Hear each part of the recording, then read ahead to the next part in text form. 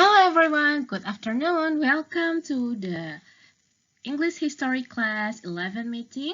Today we will talk about the Tudors chapter. So let's go to the next slide. So this is an illustration of a fleet of merchant ships that came by through England and through other countries. And these fleet merchant ships are from England. They were made by the Henry VII. Next.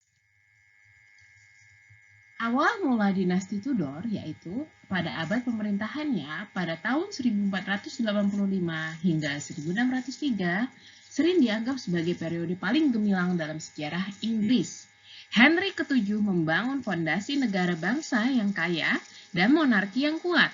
Putranya, Henry VIII, memiliki pengadilan yang megah dan menjadikan gereja di Inggris benar-benar Inggris dengan memisahkan diri dari gereja Katolik Roma. Di sebelah kiri kita bisa melihat ilustrasi dari Henry ke-7.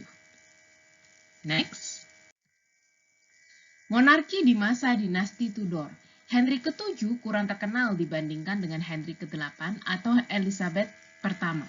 Selama abad ke-15, tetapi khususnya posisi perdagangan Inggris telah rusak parah selama Perang Mawar, The War of the Roses.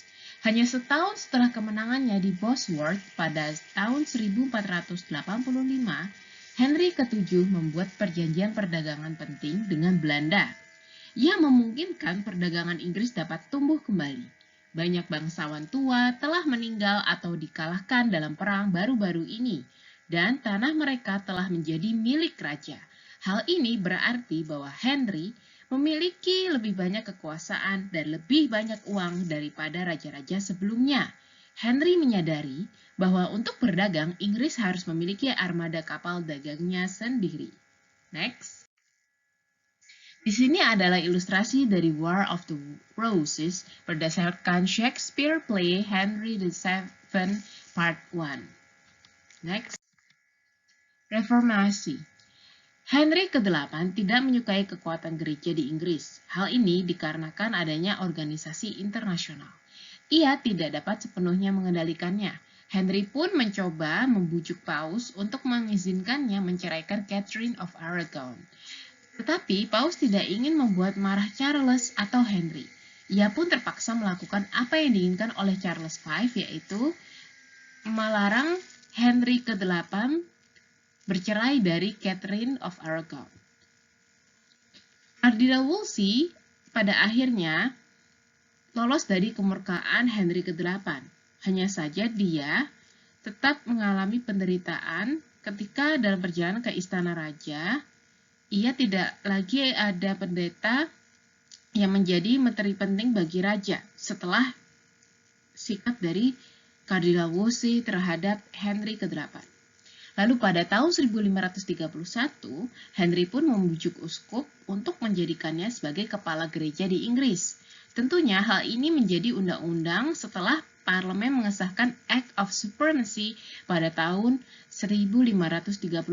Dan hal itu merupakan keputusan yang populer. Henry pun berhasil membuktikan bahwa perpisahannya dengan Roma bukanlah bencana agama maupun diplomatik. Next slide. Nah, di sini kita bisa lihat ada ilustrasi dari gambaran Charles ke-5. Next. Lalu, ini adalah ilustrasi dari Henry ke-8 di sebelah kiri, serta Kardinal Wolsey di sebelah kanan yang menggunakan jubah panjang warna merah. Next. Perjuangan Katolik dan Protestan. Parlemen enggan menyetujui pernikahan Mary dan hanya menerima Philip sebagai Raja Inggris seumur hidup Mary. Elizabeth, saudara tiri Mary, beruntung menjadi ratu ketika Mary meninggal pada tahun 1598. Mary pun telah mempertimbangkan untuk membunuh Elizabeth karena ia meyakini Elizabeth merupakan pemimpin pemberontakan Protestan. Elizabeth pun cukup bijaksana untuk tidak mengatakan apa-apa dan tidak melakukan apa-apa. Ia juga tidak mengungkapkan pandangan Katolik maupun Protestan yang ia anut selama Mary masih hidup. Next. Berikut ini adalah gambaran dari pernikahan Mary Queen of Scots dan Philippe King of Spain. Bisa lihat ilustrasinya di sebelah kiri ya. Next. Mary the Queen of Scots. Mary, Ratu Skotlandia, biasa disebut dengan Ratu Skotlandia atau the Queen of Scots, adalah pewaris tahta Inggris karena ia kerabat terdekat dari Elizabeth I dan karena Elizabeth pada saat itu belum menikah.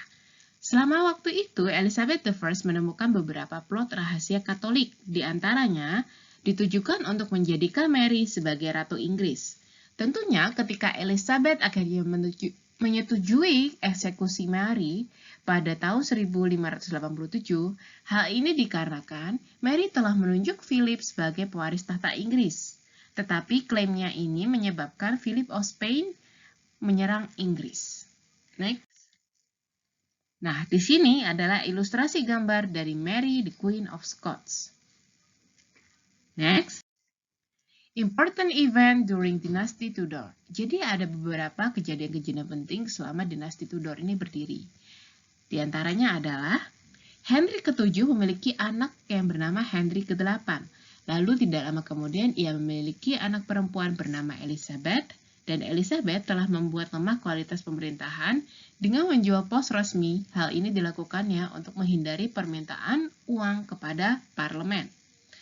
Lalu, Henry ke-7 juga menegakkan otoritas tanpa pertanyaan. Dia melarang siapapun kecuali dirinya sendiri untuk memiliki orang-orang bersenjata. Henry ke-7 juga memahami bahwa kebanyakan orang, terutama untuk kekayaan Inggris di masa depan, akan bergantung terhadap perdagangan internasional, sehingga ia menyadari Inggris harus memiliki armada kapal dagangnya sendiri. Nah, salah satu kejadian yang paling besar terjadi di Inggris adalah inflasi ekonomi.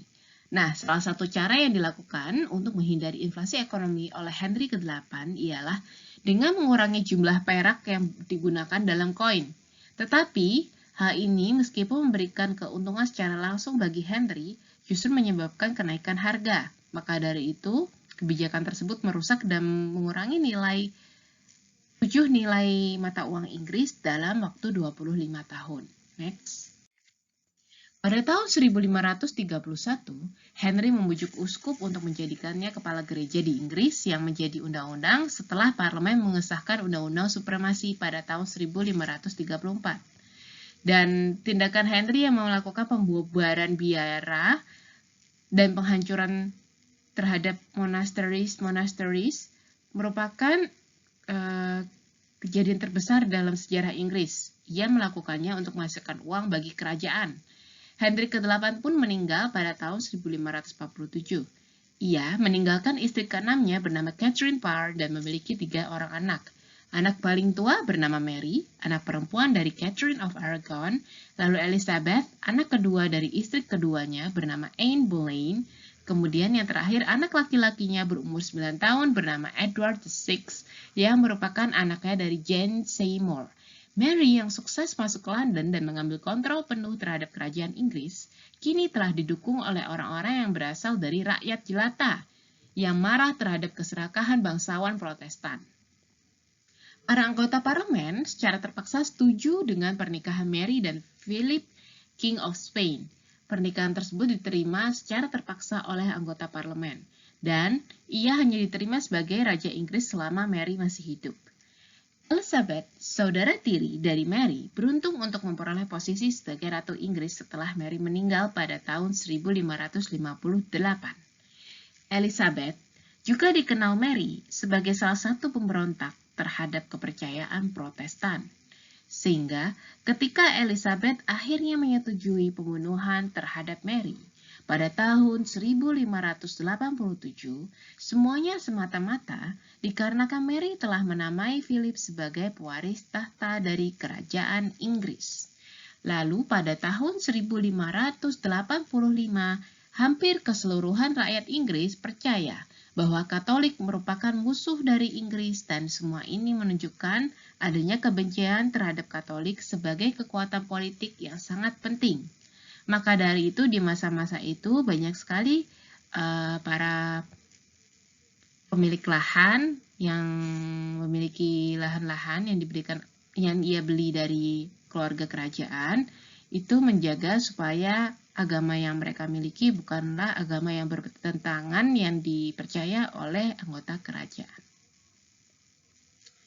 Karena di masa itu yang sangat dipegang adalah agama Protestan.